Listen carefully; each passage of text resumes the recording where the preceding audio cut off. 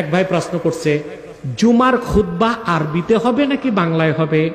এক শায়েখ বলেছে এখন থেকে বাংলায় জুমার খুতবা দিতে হবে। সম্পর্কে কোরআন হাদিস কি বলে? যে শায়েখ বলছে রাগ করবেন না, ইসলামী শরিয়া আইনে তাকে 10টা দোররা লাগাতে হবে। বলবেন কেন? আপনি কি বাড়াবাড়ি করছেন? না, আমি দলিল দিচ্ছি। প্রথম প্রশ্ন হচ্ছে যে জুমার খুতবা আরবিতে হবে না বাংলায় হবে? বুঝলেন? এই ফেতনাটা উপমহাদেশে সৃষ্টি করছে কে জানেন? আকরম খা। কে? আকরাম খা। আকরাম খা, তার সাথে দ্বন্দ্ব ছিল ডক্টর শহীদুল্লাহ। এই ফেতনাটা প্রথম শুরু করছিল ডক্টর শহীদুল্লাহ। সে প্রস্তাব করছিল যে এখন থেকে নামাজ আমরা বাংলায় তেলাওয়াত করব। কিভাবে? আলহামদুলিল্লাহ রাব্বিল আলামিন, এটা অনুবাদ করব, অনন্ত সীম প্রেরণময় তুমি বিচার দিনের স্বামী। নামাজ হবে? সে তখন শহীদুল্লাহ আরবি জানতো, 8টা ভাষায় জ্ঞান ছিল। তো সে দলিল দিছে ইমাম আজম আবু হানিফার একটা মত, এটা হেদায়েতও আছে, আলেমরা পাইবেন, হেদায়েতে আছে। আবু হানিফা বলছেন ফার্সি ভাষায় নামাজ পড়া যায়। ফার্সি ভাষায়। এখন আবু হানিফা এটা কেন বলছেন? প্রথম কথা, আমরা ব্যক্তি আবু হানিফাকে মানি না, আমরা তার মাযহাব মানি। অর্থাৎ কোরআন সুন্নাহ থেকে তিনি যে নীতিতে মাসালা দিয়েছেন ওইটা মানি। নীতিতে উনি যেটা ভুল করছেন ওনার ছাত্ররাও মানে নাই, আমরাও মানি না। তো কিছু মাসালা ওনার ভুল হইতেই পারে।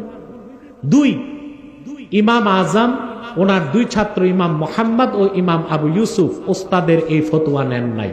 তারা বলছে যে না, ফার্সিতে নামাজ পড়লে নামাজ হবে না। মৃত্যুর 6 দিন আগে আবু হানিফা নিজের মত পরিত্যাগ করে ছাত্রর মত মেনে নিয়েছে। এর নাম হানাফি মাযহাব। এখানে কোনো ব্যক্তি পূজা, আবু হানিফার পূজার সুযোগ নাই। কোরআন হাদিস মানতে হয়। লামাযহাবিরা না বুঝেই আবু হানিফার বিরোধিতা করে। কথা বুঝতেছেন? 2, ফার্সি ভাষায় নামাজ চলে, এটা ইমাম আজমের মুফতাবিহি বক্তব্য না। ডক্টর শহীদুল্লাহ ওই মত ধরে সে প্রচার করতো ফার্সি চললে বাংলায় চলবে না কেন। ওলামায়ে কেরাম তারে ধরছে, পরবর্তীতে সে হার মানছে। ওই ধরনের ফেতনাবাজদের অনুসারীরাই বাংলাদেশে এখন প্রচার করতেছে খুতবা হবে কিসে? না, হবে না, চলবে না। কারণ 1 নাম্বার দলিল, যোহর নামাজ কয় রাকাত ফরজ? জুমা কয় রাকাত? ওই 2 রাকাতের বদলায় খুতবা। এই জন্য আদব হচ্ছে ইমাম সাহেব খুতবা দেওয়ার আগে তার ওযু লাগবে। কি লাগবে? এরপর ইমাম সাহেব মিম্বরে যখন বসে যাবে খুতবা দিতে, ফতোয়ার অনেকগুলো কিতাবে আসছে, ইদা সাইদাল ইমামু আলাল মিম্বর লা সালাতা ওয়ালা কালামা ওয়ালা সালামা ওয়ালা রাদ্দাস সালাম। ইমাম মিম্বরে বসে যাবার পরে নামাজ চলবে না, সালাম চলবে না, সালাম দিলে জবাবও নাই। কারণ এটা নিছক খুতবা না, এটা হচ্ছে 2 রাকাতের কায়েম মাকাম। কথা বুঝেন? 2 রাকাতের। এই জন্য খুতবাটা নিছক খুতবা নাই, খুতবাটা জুমার একটা অংশ বলে অবশ্যই খুতবাটা আরবি হতে হবে। 2 নাম্বার, দুররুল মুখতার ফতোয়ার কিতাবে ইমাম হাসকাফি বর্ণনা করেছেন,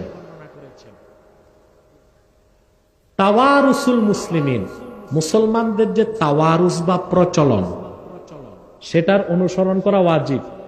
অনুসরণ করা কি? 57টি মুসলিম রাষ্ট্রে জুমার খুতবা হয় মুসলিমদের কাছে। মুসলিমরা, মুমিনুন মুসলিমুনরা জুমার খুতবা দেয় আরবিতে। এটা হচ্ছে তাওয়ারুস।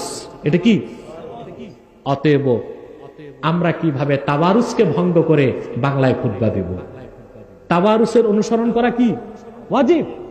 অতএব এই তাওয়ারুস ওয়াজিব নেক আমলের সঠিক ফতোয়ার বিপক্ষে যে ফতোয়া দিল, ইসলামী শরিয়া আদালতে তার বিচার হচ্ছে 10 দোররা।